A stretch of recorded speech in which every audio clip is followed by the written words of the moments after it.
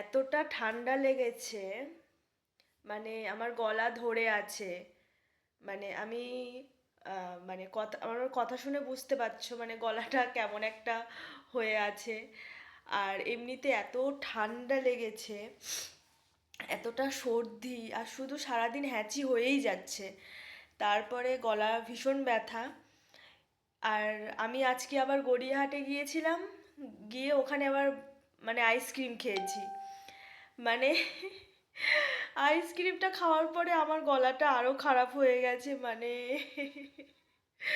মানে আমি কথা বলতে পারছি, মানে শ্বাস নিচ্ছি, আমার গলাটা কেমন একটা হচ্ছে।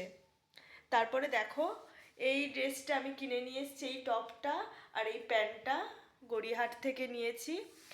আর কাদের এই সাইডে বাড়ি থাকলে তো অবশ্যই এরকম আহ, বাটি প্রিন্টের ড্রেস পরতে যারা পছন্দ করো আর কি, আমার খুব ভালো লাগছিল সেই জন্য নিয়ে নিয়েছি। তো দেখো আমাকে কেমন লাগছে অবশ্যই বলো। আর আমার তো ঠান্ডা লেগে গেছে এতটা, মানে কি বলবো, ভীষণ ঠান্ডা। আর এমনিতে মানে ঠান্ডা জলে স্নান করে করে হয়েছে কিনা আমি জানি না, কিন্তু ভীষণ ঠান্ডা। মানে আমার গলাতে মানে বসে আছে ঠান্ডা, আমি মানে কিচ্ছু বলতে পারছি না এখনো। মানে গলাটা কি হবে আমি জানি না।